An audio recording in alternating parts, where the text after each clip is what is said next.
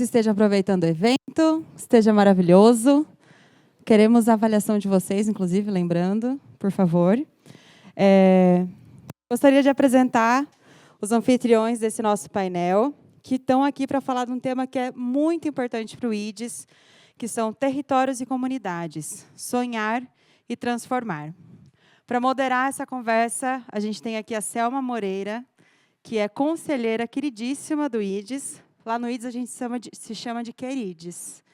Então, ela é nossa querides, conselheira, que vai fazer a moderação aqui do painel. O Tião Rocha, que é fundador e CEO do Centro Popular de Cultura e Desenvolvimento, CPCD. A Gleice Santana Moraes, que é coordenadora de Cidadania e Sustentabilidade no Cicobi. E a Domênica Falcão, supervisora de impacto da Fundação Grupo Volkswagen. Pessoal, bom painel. Oi, gente, boa tarde. Super animada aqui com vocês hoje, com esse painel aqui bem bacana. Então, vou começar aqui contando nosso tema, né, que é territórios, transformando territórios. Calma, deixa eu ler certo. Territórios e comunidades, sonhar e transformar. Acho que não tem lugar mais vivo, mais autêntico para pensar a transformação, senão a partir da ponta do território, que é onde a gente vive, é onde as experiências acontecem e é de onde elas eclodem mesmo para que a gente possa pensar formas de propagar, de expandir. Então, a gente está bem animado aqui para dividir as experiências que cada um tem aqui na sua perspectiva de organização, para compartilhar com vocês e a gente aprender nesse processo. Então, vai ser uma conversa. Quero muito contar com vocês. Acho que é para fazer uma via aqui, né, que vocês também possam participar. No final, a gente vai abrir para perguntas. Então, me apresentando, eu sou a Selma Moreira, eu faço parte do Conselho do IDES, sou uma mulher negra de pele clara, cabelo cacheadinho na altura da orelhinha do ombro. Estou vestindo um vestido azul marinho e um blazer verde musgo. Passo para você, Domênica, fazer sua autodescrição. A gente vai rodar aqui uma rodada de apresentação. Boa tarde a todos. Meu nome é Domênica Falcão. Estou como supervisora de impacto na Fundação Grupo Volkswagen. É um prazer participar dessa mesa. Vou fazer a minha autodescrição. Então, eu sou uma mulher negra de pele retinta. Estou vestindo uma blusa e um cardigan azul claro, uma saia preta um pouquinho para baixo do joelho e uma sandália preta. Então, estou muito feliz em participar e quero contribuir aqui com os colegas. Prazer. Boa tarde, pessoal. Me chamo Gleice, estou como coordenadora de Cidadania e Sustentabilidade no Cicobi. Sou uma mulher branca, de cabelo castanho escuro, tenho quase 1,60 m, ser maior do que eu não é nenhuma vantagem. Eu estou com um conjunto de saia e blusa numa cor creme, uma cor cru. Estou muito feliz de estar aqui hoje com todos vocês e agradeço muito a cada um que está aqui, que escolheu estar nesse painel e veio aqui prestigiar hoje nesse momento. Obrigada. Boa tarde, obrigado pelo convite. Meu nome é Tião Rocha, o apelido é Sebastião. Por favor, não me chame pelo apelido, não me reconheço como tal. Eu sou antropólogo por formação acadêmica, educador popular por opção política, folclorista por necessidade, mineiro por sorte e sou atleticano por sina. Todo mundo tem um defeito grave na vida, eu tenho vários, esse é um deles, né? E eu sou idealizador e fundador do Centro de Cultura e Desenvolvimento, que é uma instituição de aprendizagem, que tem sua sede em Minas Gerais, que tem 41 anos de existência. Eu uso chapéu preto, sou moreno, né? Estou com uma camisa branca, uma calça, sei lá que cor que ela tem, né? Meio encardida, sei lá, meio cinza, e tem uma barbicha aqui, né? Sobrou uma barba longa que tive. Muito bom. Bom, gente, então a gente começa aqui essa conversa para se inspirar e aprender. Eu quero começar com a Gleice. Gleice, contando para a gente, a partir do lugar de transformação que o Cicobi ocupa, né, na perspectiva de trabalhar com as cooperativas, qual que é a forma de trabalho que vocês conduzem? Como é que isso afeta a vida das pessoas que se envolvem e são afetadas, enfim, diretamente impactadas pelo trabalho e pela cultura de cooperativismo? Legal, obrigada pela pergunta, Selma. Falar do Sicoob e sua relação com o território, não dá para falar disso sem antes eu falar um pouco sobre o modelo de organização cooperativa, sobre o cooperativismo in natura. Não sei se todos sabem, mas o Sicoob não é um banco. O Sicoob é uma instituição financeira cooperativa. Então, nós somos um grupo de cooperativas que detém, né, um banco, que é o Bancob, né, que é o Banco Sicoob, que é quem faz toda a transação para as cooperativas do Sicoob. Bom, eu falo assim, sem muita modéstia, as cooperativas têm uma relação muito forte com os seus territórios, porque elas nascem dele, né? Quando uma cooperativa surge, é porque um grupo específico de um determinado local estava passando por alguma questão social, econômica, cultural, enfim, por algum desafio. E eles enxergaram no modelo de organização cooperativa uma forma de sobressair dessa crise, dessa situação. Então, as cooperativas surgem desses contextos de crise, de necessidade, por perceberem que talvez sozinhas pessoas não conseguiriam alcançar os seus objetivos, e por isso elas se unem nesse formato de organização econômico-social para poderem conseguir acessar mercado, enfim, ter aí as suas economias acontecendo. E assim acontecem com cooperativas agropecuárias, cooperativas de consumo, cooperativas de catadores de material reciclável, e assim também acontece com cooperativas de crédito, como é o Sicoob, né, que que é o que está aqui em questão. Então, as cooperativas vêm desse local, ela vem dessa base territorial, ela vem de um espaço ali da comunidade. Então, ela já nasce e surge para poder dar voz e dar vazão a um problema social. E aí reside, né, Selma, essa questão da nossa relação com o território. O Sicoob, por ser uma cooperativa de crédito, né, quando aquele grupo de sócios, que numa cooperativa de crédito não é cliente, né, que a gente fala são os cooperados, eles precisam daquele apoio financeiro da cooperativa, precisam de produtos e serviços financeiros específicos, né, para poder ter as suas economias acontecendo. Então, é muito comum ver cooperativas de crédito para atender a grupos de produtores rurais ou atender a pequenos e microempresários de uma determinada região. Então, aí em si já reside o fato de a cooperativa olhar para o seu território e atender a especificidade local. Ela vem muito forte com essa identidade regional para dentro dela, porque ela é inerente ao local. Então, o Sicoob funciona dessa forma. O Sicoob hoje é uma instituição financeira que atua no Brasil inteiro, né? São mais de 323 cooperativas aí que são associadas, né, a esse sistema nosso, mais de 9 milhões de cooperados, né? No Brasil todo são 14 cooperativas regionais também que a gente tem, que organizam todas essas cooperativas singulares, espalhadas em todo o nosso país. E queria trazer alguns dados importantes, né, para falar desse impacto do cooperativismo de crédito nas comunidades, nos territórios. Aí eu vou pedir permissão para ler, porque eu não sou muito boa em números, tá? Eu trouxe algumas anotações aqui. No ano passado, né, a FIP, né, a Fundação Instituto de Pesquisa Econômica, fez um estudo de impacto junto com o Sistema OCB Nacional, que é a Organização das Cooperativas do Brasil, e eles fizeram uma pesquisa com estatísticas bem robustas, né, bem refinadas, para identificar qual que é o impacto de ter uma cooperativa de crédito um território, de ter uma cooperativa de crédito um local. E aí eu pensei aqui só alguns números, alguns dados que acho que demonstram, exemplificam, né, como que isso se dá. Então, por exemplo, para cada R$1 de crédito que uma cooperativa, né, ela faz na comunidade, no local, ela gera 3.900 em termos de PIB por habitante, tá? É o valor que ela aumenta. Ela aumenta em 25 empregos formais por 1.000 habitantes. Ela diminui...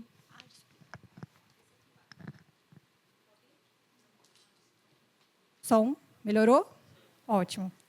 Bom, ela diminui em 12 famílias pobres ou extremamente pobres por 1.000 habitantes no CAD único e também diminui em menos 24 famílias por 1.000 habitantes que eram beneficiadas do Bolsa Família. Então, esses são alguns dos resultados. É uma pesquisa bem extensa, ela traz outras correlações importantes, mas ajudam a gente a perceber que é um modelo de negócios que tem um impacto muito importante no território. Tá? Então, isso, assim, em linhas gerais, né, tentei resumir bastante assim, sobre essa conexão com o território, sobre o impacto positivo que a cooperativa de crédito gera para a região. E aí, falando especificamente, né, hoje, por exemplo, do Instituto do Sicoob, né, o Sicoob hoje tem um instituto, né, que eu falo que é o nosso coração social, não é nem o nosso braço social, mas é a nossa agência que hoje tem os projetos sociais que são realizados em todo o Brasil. Só o ano passado foram mais de 4 milhões de pessoas beneficiadas diretamente, e a gente atua com 3 eixos principais, que é o cooperativismo e o empreendedorismo, né, são uma veia importante para a gente, cidadania financeira, né, também é um tema bastante importante, e desenvolvimento sustentável. Então, a gente tem um portfólio de programas sociais que são acessados pelas nossas cooperativas e elas aplicam por meio dos seus voluntários em todas as comunidades. Temos vários projetos nesse portfólio, mas as cooperativas também são autônomas para poderem desenvolver projetos na localidade, observando o contexto local e a necessidade das pessoas que residem naquela região. Isso tudo de forma muito dialogada com o associado, com o cooperado, que é dono da cooperativa, que mora naquele território e tem condições, né, de aprovar recursos, de direcionar recursos para famílias necessitadas, para entidades necessitadas. Então, é um trabalho de base muito importante, com muita conexão com o território, né, e dar às cooperativas essa autonomia de realizar os seus projetos ali, bem adequados à necessidade local. É isso. Obrigada. Obrigada, Gleice. Hoje a gente chegou aqui com a proposta de dialogar sobre esperança, né? Sobre esperançar. Eu acho que toda vez que a gente encontra os arranjos, né, no modelo coletivo, é a partir também do processo de indivíduos que se sentem agentes da sua própria vida, de pensar novos arranjos, novas formas de trabalhar, existir e prosperar, né? Eu acho que é um pouco sobre isso, sobre viver o presente com dignidade. E acho que quando a gente fala de viver o presente com dignidade, também queria te ouvir, Domênica, a partir desse lugar de contribuir que a Fundação ocupa, né, de pensar formas, de contribuir para o desenvolvimento das pessoas, para o desenvolvimento local, para pensar o território onde, enfim, a atuação acontece, de modo que aquele território também se sinta cada vez mais preparado e equipado para esperançar e transformar a vida das pessoas. Obrigada pela pergunta. Boa tarde a todos. Bom, antes de trazer... Acho que está dando um pouquinho. Agora vai. Foi? Isso. Mais fácil. Agora vai. Acho que trazer um pouquinho do como que a Fundação Grupo Volkswagen vem se organizando enquanto missão, enquanto valor, e aí a nossa construção dentro do território, a nossa proximidade com o território. Então, a Fundação Grupo Volkswagen, agora em 2025, está completando 46 anos de atuação, e, ao longo dessas décadas, nós tivemos várias ações e vários focos de atuação. Mas, em 2024, houve uma... Não? Alô? Acho que não. Não. Pertinho, vai? Está indo? Alô? Agora, mas nossa, eu estou encostando na boca. Mas vamos lá. Então, em 2025, agora nós completamos 46 anos e está toda uma discussão, houve, né, em 2024, toda uma reestruturação do nosso planejamento estratégico. Então, para onde a Fundação iria olhar, e muito dessa reestruturação do planejamento foi olhando para as comunidades. Então, houve uma escuta ativa das comunidades, quais são os desafios. E aí a gente colocou como missão a questão da mobilidade social. Então, a mobilidade social dentro de dois grandes pilares, a inclusão produtiva, a empregabilidade e o empreendedorismo, e o fortalecimento de organizações locais. Então, a nossa reestruturação estratégica de atuação da Fundação foi muito olhando para os territórios, foi fazendo essa escuta, fazendo diagnósticos socioterritoriais. Então, entendendo como que a gente poderia contribuir com aquele território e como também o território tem as suas potencialidades e pode ali se desenvolver. Então, dentro desse contexto, nós também tivemos um movimento muito importante de quebrar a lógica nós-eles, que geralmente se fala, é a comunidade do entorno, a comunidade do entorno. Então, assim, nós fazemos parte da comunidade, né? A comunidade está dentro do nosso ecossistema. Então, é importante a gente reconhecer que a gente faz parte da comunidade e escutar de forma a construir as soluções e as iniciativas de forma conjunta. Então, disso partiu 3 grandes movimentos: o reconhecer que a comunidade faz parte do nosso ecossistema, a escutativa e a construção de um portfólio 2530, de questão de olhar para o território no tom de perenidade e longo prazo. Então, se a gente quer deixar legado, a gente quer construir soluções sustentáveis ao longo do tempo, é importante também olhar soluções de longo prazo num portfólio mais longo. E aí trazer também o conceito de mobilidade social, porque, né, algumas organizações também trabalham esse conceito e por que a Fundação escolheu a mobilidade social. Traz muito o conceito de criar oportunidades de pessoas em situação de vulnerabilidade, alcançar novos patamares econômicos e culturais e sociais dentro de uma lógica de que a pessoa vai acessar, vai permanecer e vai prosperar dentro desse novo cenário. Então, só trazendo alguns dados, por exemplo, da OCDE de 2018, uma pessoa em situação de vulnerabilidade ou extrema vulnerabilidade demora 9 gerações para conseguir quebrar com a lógica da pobreza e a lógica da exclusão social. Então, foi nesse movimento que a gente olhou, né, a nossa missão juntos pela mobilidade social, de realmente estar nas comunidades e propiciar, criar condições estruturadas e sustentáveis para essas comunidades, né, e essas pessoas conseguirem quebrar com a lógica da exclusão. Então, o Juntos pela Mobilidade Social também é o nosso jeito de esperançar, de seguir de forma contínua, de estabelecer os vínculos e conseguir construir, né, soluções e projetos que façam sentido para a comunidade. Obrigada.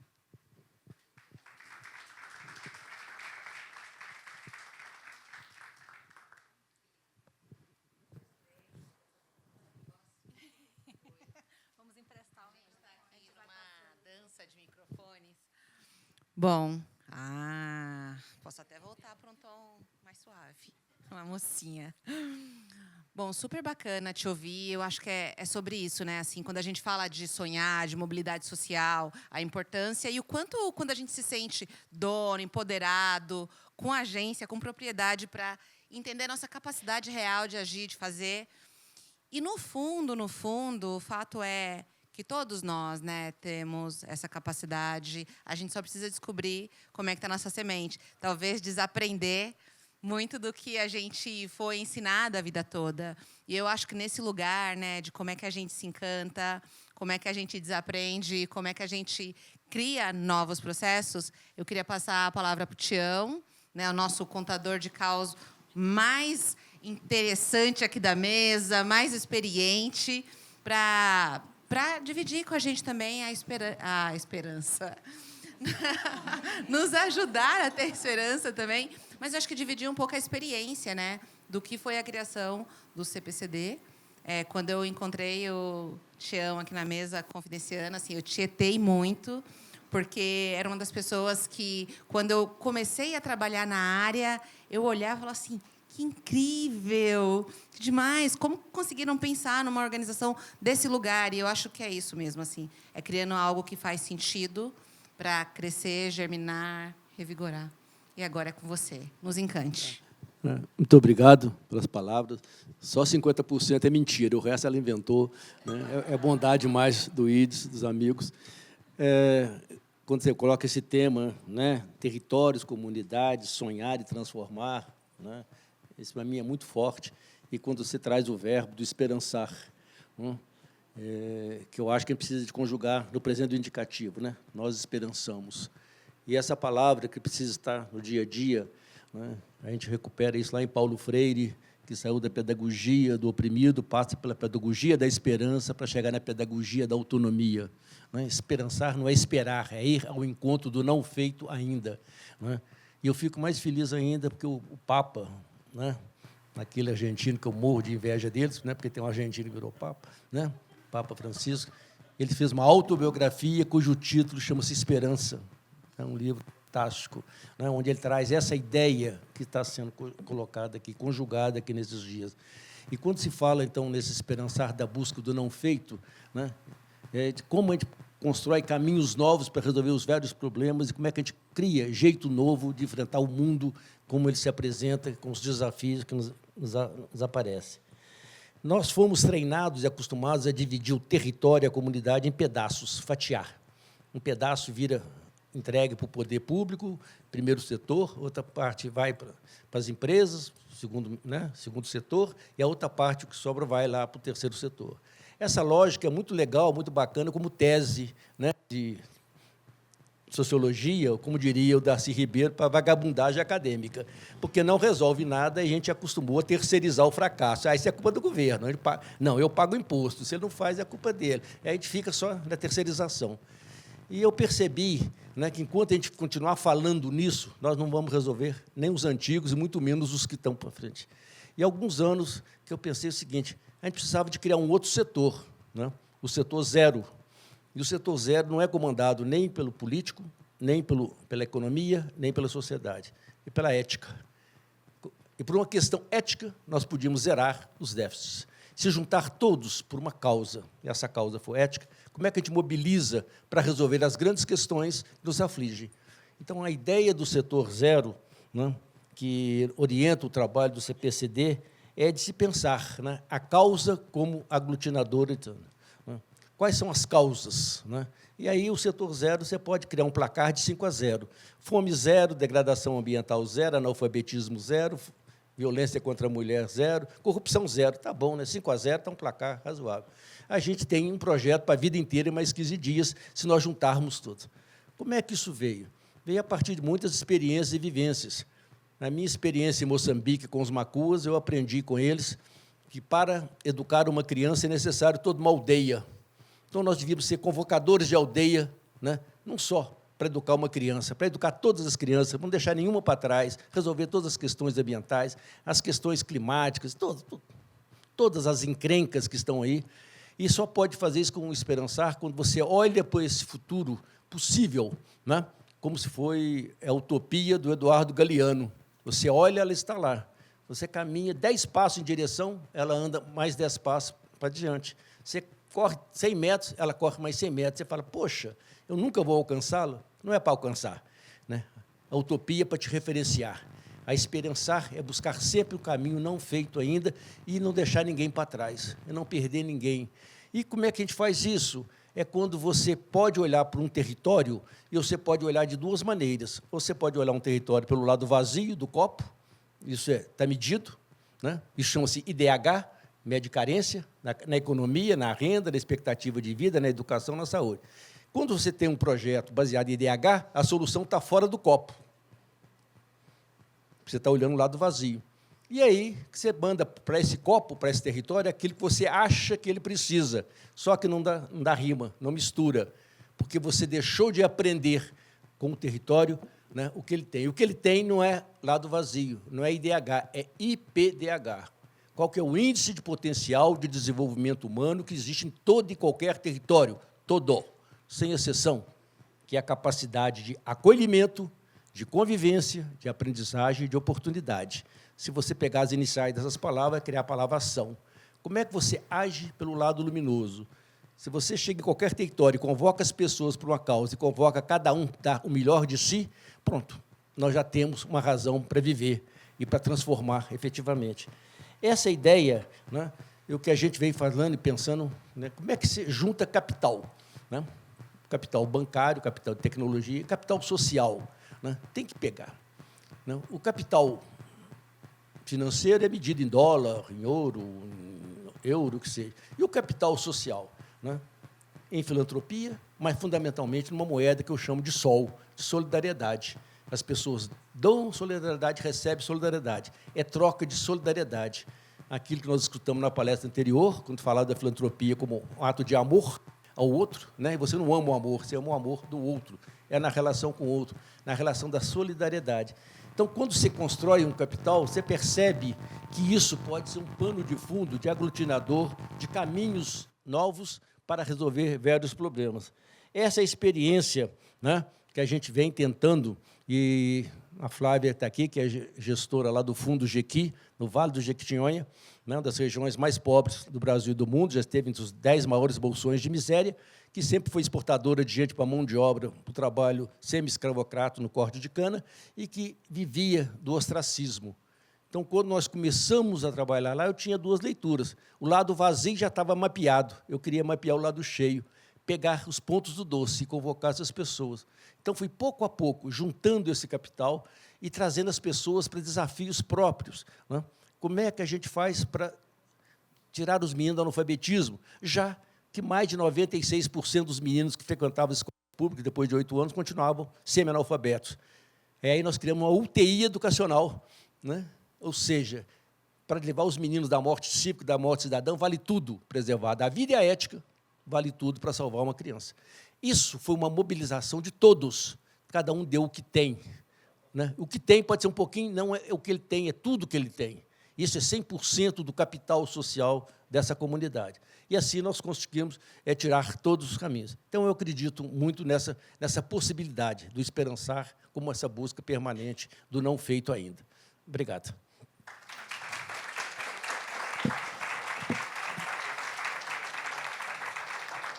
Olha, com uma xícara de café e um pedacinho de bolo de fubá, a gente podia ficar aqui mais umas 5 horas, mínimo. Né? Bom, a gente vai ter uma segunda rodada aqui, depois a gente vai abrir para vocês. Mas acho que vou voltar aqui, ser super objetiva. Domênica, conta para a gente um pouquinho como é que, nos momentos de diálogo com as organizações sociais, com as comunidades, enfim, nem tudo é flores, a gente vive momentos de durezas e impasses. Como é que vocês constroem, a partir ainda das divergências, projetos ou resoluções que façam sentido e gerem aprendizagem para todos os envolvidos? Bom, essa pergunta conecta muito da forma como nós atuamos, que é a partir do território. Então, a gente reconhece que as soluções não são feitas de fora para dentro. A gente tem que estar no território, tem que estar escutando o território. Então, a gente tem diversas ações quando a gente olha para o território, que, para além da escutativa e o diagnóstico socioterritorial que eu citei na minha fala anterior, a gente também tem um processo de acompanhamento técnico com esses territórios, um trabalho também de advocacy que a gente tem desenvolvido na Fundação, de olhar e cobrar do setor público políticas públicas de inclusão produtiva, porque também não adianta a gente trabalhar, de um lado, fortalecendo as capacidades locais, desenvolvendo pessoas para acessarem o mercado, se a gente também não prepara quais são as políticas de inclusão produtiva. E, muito nesse sentido, como que a gente prepara esses territórios, é toda a nossa energia para fortalecer as capacidades locais. Então, organizações de base comunitária, as organizações que estão atendendo ali no território, e muito vem desse desafio de equilibrar as expectativas. Então, até que ponto a Fundação pode atuar, o que a gente tem para contribuir com o território, e numa construção também de corresponsabilidade. A gente, enquanto Fundação, trabalhar no sentido de conseguir dar o suporte para o território, mas entender também que o território não está ali passivo, ele também constrói junto. E a gente entende que há conflitos, sim, em relação às expectativas que são criadas, às demandas. Então, quando uma organização chega num território de extrema vulnerabilidade, são diversas demandas que são ali levantadas e querendo que, né, as soluções sejam indicadas, sejam construídas. Então, a gente parte de um diálogo muito transparente com o território, até que ponto conseguimos atuar e como que a gente pode também criar de forma conjunta, e também acessando todo o nosso ecossistema. Então, olhando para o poder público, como que a gente pode chamar o poder público para essa conversa, como que a gente pode chamar outras empresas, outras organizações do território para essa conversa. E a gente sabe que, sim, vão ter conflitos, vão ter ali as demandas que vão ser levantadas, mas a gente sempre constrói de forma um diálogo muito transparente com esses territórios. Então, como que podemos atuar, como podemos atuar de forma conjunta, mas sempre nesse sentido de continuar com o vínculo. Os desafios virão, mas se a gente continua com o diálogo, com a escuta do território, é, sim, uma forma de seguir juntos. Bom, agora é para você, Gleice. Para quem ainda que não é um amante do cooperativismo, como você contaria das dores e delícias do cooperativismo e como ele poderia, inclusive, ser suportado, impactar o investimento social privado ou vice-versa? Investimento social privado aportando para impactar e ampliar os projetos de cooperativismo. Qual seria? Momento jabá, hein? Pois é, olha só, eu sou uma cooperativista de coração e de formação. E é muito delicioso trabalhar com cooperativas. Eu já trabalhei diretamente na comunidade, em cooperativa, na ponta. E vivenciei o que é ter esse diálogo direto com o local. Então, a cooperativa de crédito que eu atuava, ela desenvolvia projetos sociais autônomos, próprios, né, sempre em comum acordo com a comunidade. Ela já conhecia praticamente as OSCs locais, tinha um bom relacionamento, por exemplo, com a Paz, né, com institutos locais, com a própria prefeitura. Então, essas parcerias eram naturais, porque a cooperativa era dali. é daquele local, é daquela cidade, ela nasceu ali. Quem a criou mora ali. O dono daquela cooperativa está naquela cidade. Ele próprio, às vezes, bate na porta da cooperativa, conhece o presidente daquela cooperativa e fala, olha, tem uma associação tal que está precisando de tal coisa, vocês têm condições de apoiar? Vocês poderiam apoiar nesse sentido? Então, é muito próximo o diálogo, porque ela é muito territorial, ela é muito local. Então, quando eu trabalhava na ponta no Sicoob, essa era uma rotina comum do dia a dia da cooperativa. Ela conhece as pessoas do local e o local a conhece e reconhece nela uma instituição de apoio. Então, era um parceiro muito próximo daquela região. Por exemplo, eu vou trazer um exemplo de negócio, né, do Sicoob. Se a gente pegar as pessoas jurídicas do Sicoob hoje, 93% das pessoas jurídicas são micro, pequenos e médios empresários.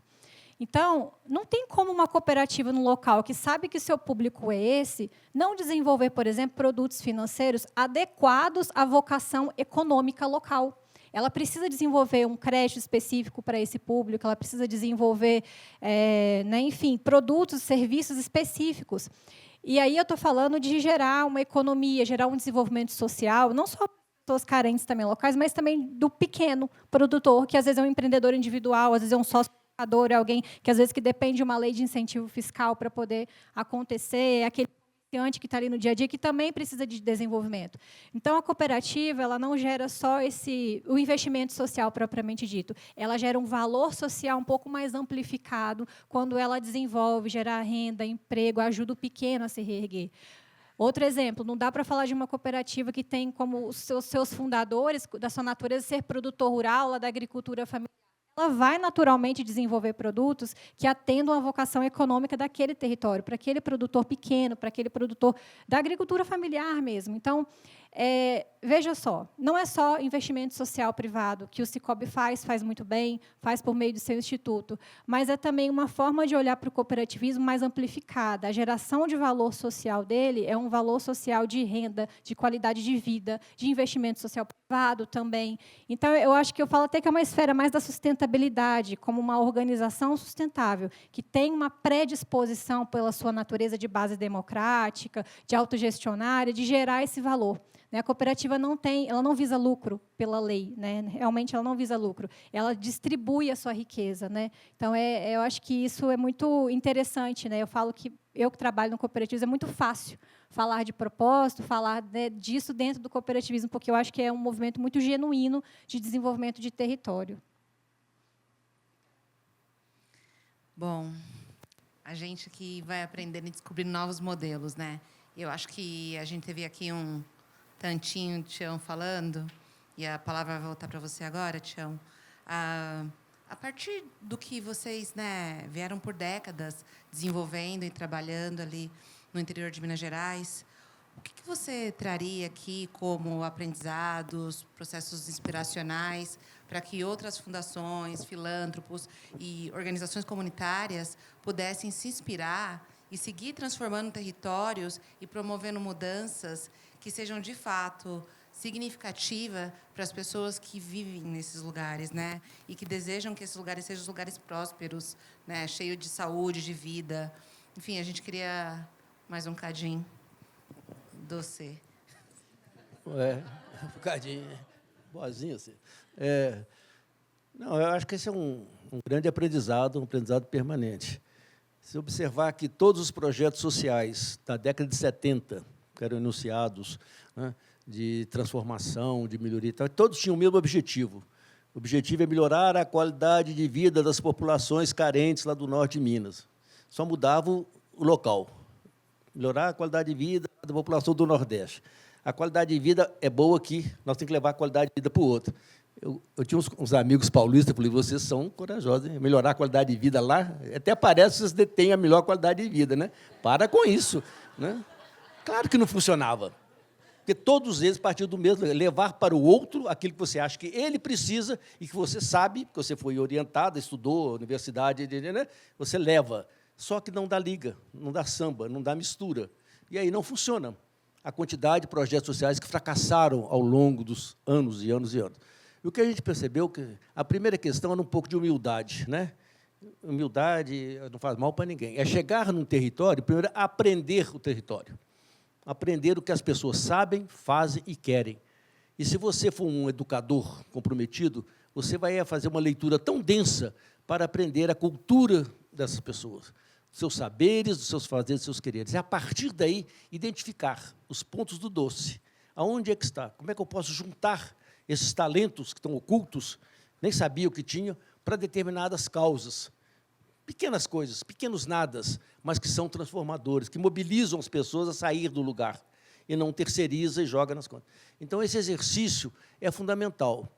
Todos os projetos exitosos que eu conheço, de fundações, de institutos, que vão ao encontro das comunidades, que têm esse olhar de aprender o outro, aprender genuinamente, não é lá para fazer pesquisa e fazer cadastro, não, é ouvir, é sentar, né? É ter essa percepção.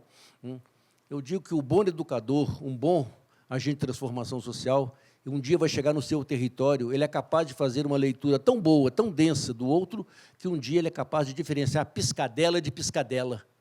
Pequenos nadas, pequenos sinais que são absolutamente transformadores. Onde é que está o ponto do doce? E aí, às vezes, numa palavra, num gesto, as coisas vão. Eu acho que esse exercício é que nos leva a fazer o mundo, né, a juntar todo mundo para um mundo melhor. Né? Que lindo.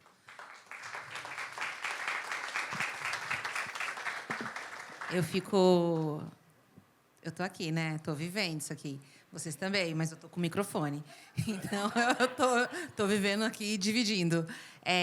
Para mim, acho que uma das coisas que me faz todo o tempo voltar e ver o grande valor mesmo da comunidade estar na ponta, ele só, de fato, é explicitado, ele é revelado quando quem investe, quem tem o acesso ao recurso, quem tem o poder da caneta, decide, de fato, se abrir para aprender, para escutar e para fazer coisas que são genuínas àquele grupo, àquela população. É muito difícil, né? O poder é um troço complexo, né? Você fala, não, eu tenho uma solução, toma aqui, eu tenho certeza que, se você fizer esse aqui, vai chegar nesse lugar. E a gente, às vezes, erra de forma reincidente e continua, porque a gente acredita piamente que um saber é melhor do que o outro saber. Enquanto a gente ficar hierarquizando os saberes, eu acho que a gente vai perder a potência que é esse Brasil profundo, nos seus diferentes lugares. Então, acho que a gente saia dessa mesa com essa mensagem.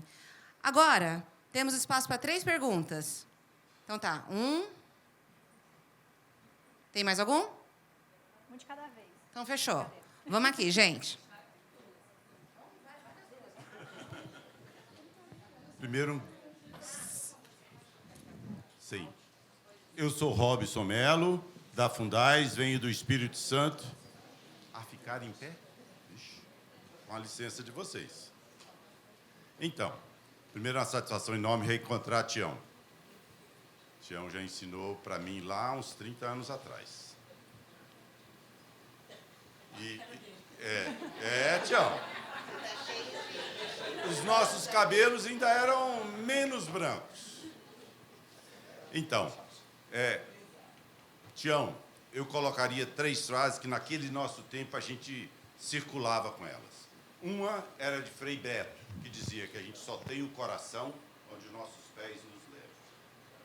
Uma outra frase que a gente usava muito nesses nossos tempos é que sonho que sonha só é um sonho só. Sonho que sonha junto é realidade. E eu trago o Tião Rocha. Porque o Tião Rocha traz essa ideia do IPDH. O que é no copo mais importante? Mas você precisa cunhar uma frase que eu possa veicular com ela, Tião. Por favor. Tá certo? Porque... ué. Uai.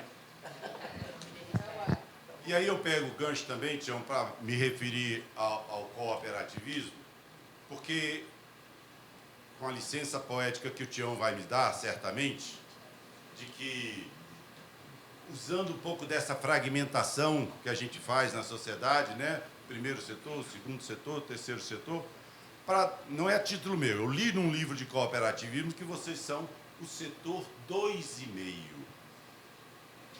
É produtivo, mas já distribui na fonte da renda e tem esse poder democrático extraordinário de já estar com o coração lá, porque o pé já está lá. E se sonha todo mundo junto, não é assim? Tião, me dá a frase.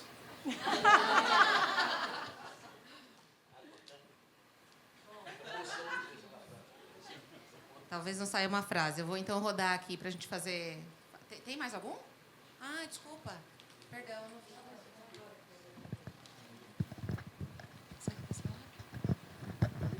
Obrigada.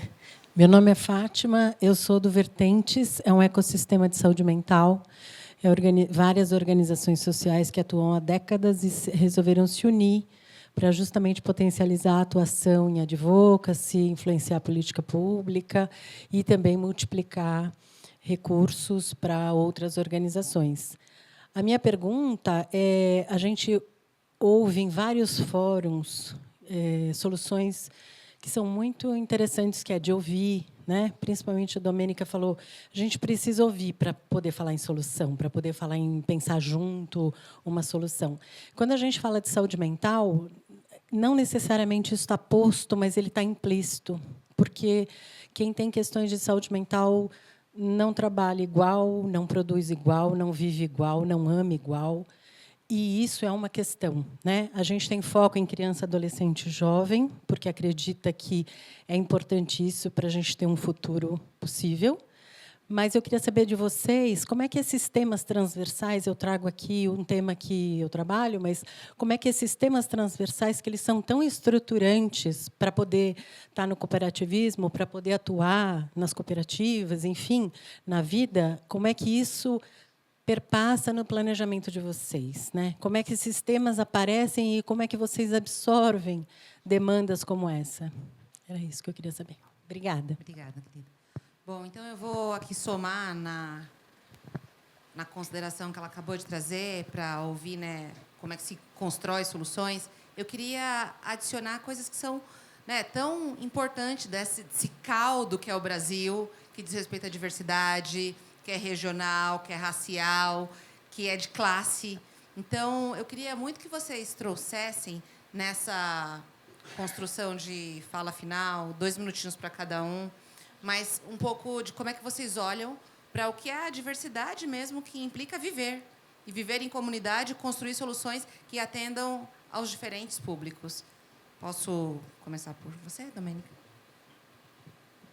Vamos lá, trazendo essa questão da diversidade como um todo, a gente tem toda uma estrutura de pensar a diversidade nos projetos, então, como que a gente abraça para o beneficiário final, mas a gente também tem um movimento de pensar as organizações que também estão trabalhando junto conosco. Então, por exemplo, nós tivemos recentemente o edital Juntos pela Mobilidade Social, que apoia projetos e organizações de inclusão produtiva nos 8 territórios onde temos presença do grupo. E um dos fatores que a gente olhou foi a questão de diversidade, como a organização que estava ali propondo o projeto estava já trabalhando com a diversidade, como que ela já tinha o olhar de diversidade para diversos temas e diversos recortes. Então, a gente vai desde ali do pensar com as organizações, porque isso vai refletir, de fato, ali uma atuação na ponta com o beneficiário final, com um olhar de diversidade. Então, a gente tem todo esse trabalho na gestão de projetos e também na área de advocacy, influenciando políticas públicas, que essas políticas públicas de inclusão produtiva reconsiderem também todos os grupos e a questão da diversidade. Que não basta eu falar, vamos pensar na inclusão produtiva, sem olhar para o recorte que eu tenho territorial, sem olhar para o recorte que eu tenho de diversidade, como que eu incluo os diversos grupos. Então, eu não posso falar de um único grupo, porque a gente não é homogêneo, a gente é heterogêneo e a gente precisa considerar todas essas questões. Então, os nossos esforços, desde ali influências em políticas públicas que abarquem essa diversidade, como também nos nossos projetos, ali, não só na ponta, ali no beneficiário, mas também como essas organizações estão dentro da sua estrutura trabalhando a diversidade. Vamos lá. Como que lá no Cicobi a gente trabalha o acolhimento de temas diversos, né? Esse que você deu foi da saúde mental. Tem 2 respostas para você. Em nível nacional, pensando no Instituto Cicobi, que é a entidade que atende todas as cooperativas do Cicobi Brasil, a gente busca um equilíbrio entre temas que são materiais, tanto para a organização, para o próprio instituto, para a organização mantenedora, mas temas que também são caros para a sociedade, né? Um exemplo é a educação financeira, né? Que é um tema que, se a gente for observar, olhar na lupa, quase todas as pessoas têm uma questão financeira a ser resolvida, é um tema extremamente importante. Então, a gente, por meio de um estudo, identifica esses temas que são importantes, materialmente importantes para a sociedade, que tem uma conexão também com o negócio da instituição, e oferece um portfólio de projetos sociais para todas as cooperativas Sicoob do Brasil, para que elas possam acessar e aplicar essas metodologias nas suas comunidades. Então, vamos dizer que essa é uma forma um pouco mais de portfólio que a gente tem. O acolhimento de temas mais específicos, eles vêm mais da localidade, vêm mais do território. E aí vai muito da sensibilidade das cooperativas naquele local, entender as dores da sua comunidade e desenvolver projetos próprios, autônomos, fora desse portfólio nacional, para dar uma vazão a uma questão social. Então, vai ter cooperativas que podem trabalhar a saúde mental, porque percebe que no seu município isso é um tema muito importante. Enfim, e cada uma vai direcionando recursos específicos para atender esses gaps muito particulares, né, que só quem está dentro do território ali, tete a tete com a comunidade, vai saber. A gente que está em Brasília... Opa, que agora o áudio ficou bom. Oh, que agora deu potência. Eu falei Brasília, o negócio fez assim, ó. Nós que estamos em Brasília fazemos esse esforço mais sistêmico e as cooperativas no local trazem essa vertente mais específica ali para a sua região. Vou dar um exemplo. A gente trabalha com muito recurso próprio, o Sicoob, mas também atuamos com recursos de lei de incentivo fiscal. O Sicoob não tem uma abordagem, por exemplo, de pegar esse recurso da lei de incentivo fiscal e aplicar num projeto só, grande, de grande visibilidade nacional. A nossa política é de pulverização. Então, o que a gente faz? Todo ano tem lá, né, o valor que a gente já sabe que vai direcionar, a gente escuta as cooperativas do Brasil inteiro para entender assim, onde que na sua comunidade você quer aplicar o recurso, qual que é o projeto, submete. Então, ano passado, a gente recebeu 133 projetos das nossas cooperativas, que identificaram pequenos empreendedores locais, o socioeducador que precisa colocar o seu projeto para funcionar, trouxeram para a gente, e a gente aprovou esses 133 projetos, e direcionamos quase 20 milhões de reais para esses projetos. Então, a gente pulverizou, e pulverizou com base na opinião local, com base no que aquele município está precisando daquela cidade. Tá? Então, é basicamente nessas duas vertentes. Eu acho muitíssimo difícil colocar, né, toda a diversidade, a riqueza, né, da variedade desse país em todas as pautas, né? Mas ele tem que ser testado, tem que ser avaliado. Eu vou tentar contar uma experiência que talvez ela seja simbólica para isso. Antes de eu pedir demissão da universidade, né, que eu fui o primeiro professor da Universidade Federal de Ouro Preto a pedir demissão, porque eu queria ser educador, e eles falavam que eles não precisavam de educador, eles queriam professores. E eu falei, não, por que você quer? É tudo igual? Eu falei, não, professor é aquele que ensina, e educador é aquele que aprende, eu quero ser um aprendiz. Um dia eu descobri que a universidade não queria aprender, ela queria só ensinar. Aí eu fui no caminho certo, departamento pessoal, é bom que ele existe, né? Mas antes de sair, eu fui nomeado pró-reitor de extensão por um dia. Fui nomeado de manhã e destituído de tarde. O reitor falou, você vai representar a universidade para discutir a crise da educação em Minas Gerais com reitores e pró-reitores das universidades lá em Belo Horizonte. Fui eu. Eu estou lá ouvindo aquela lorota, da dificuldade, da carência, tudo isso. Não mudou o discurso, só mudou a data, né? E lá pelas tantas eu tive uma coisa, né? Os americanos chamam de insight. Lá em Minas a gente fala clarão, né? Em Minas tive um clarão. Olha, acabei de aprender uma coisa com os senhores, agradeço muito. O quê? Que existe nesse país uma escola que nunca teve crise, evasão, abandono, segunda época, repetência, bullying. Não, essa escola não precisamos de criar professor. Eu falei, mas já existe. Falei, qual? Eu falei, escola de samba. Vocês já viram crise na escola de samba? Alguém tomar repetência na escola de samba? Você vai ficar em segunda época, em tamborim, ala da baiana, você volta para fazer ano que vem, repetir o ano. Não tem, né, gente? E aí, a assessora do secretário ficou muito brava. Quer dizer, então, o senhor acha que nós tínhamos que falar daquela bagunça que é uma escola de samba? Eu falei, estou vendo que a senhora é uma diretora de educação, só não entende nada de escola de samba, né? Não tem nada de bagunça. Lá não tem disciplinário, lá tem diretor de harmonia. Outro papo, né, minha senhora? Ela não satisfeita. Falou, quer dizer, então, o senhor acha que o senhor Joãozinho 30 tinha que estar aqui no lugar do secretário? Falei, não, senhora, eu não ia falar uma coisa dessa. Mas que eu acho que ele podia ser o reitor de uma universidade brasileira, podia. Sabe por quê? Porque ele mudou uma cidade como Nilópolis a partir de uma escola de samba. Ô, gente, cá para nós, né? Um povo que junta, conta uma história em 90 minutos, 80 minutos, com aquela maravilha, com o mundo de todo encanto, não é capaz de transformar esse mundo no melhor? Dê espaço para ele, vai ver o que vai acontecer, né? Então, eu acho que isso que é a nossa diversidade, a riqueza. beber aonde nós ainda não ousamos nem chegar perto, aprender, aprender e aprender com o povo brasileiro, lá, nessas coisas todas que você falou, que não podemos quebrar. Né? Aí, claro, de tarde eu fui demitido, né, porque eu ofendi o reitor e o... Claro, com toda a razão, eu tinha motivo, né? Justa causa. Obrigado. Gratidão, gente. Muito obrigada.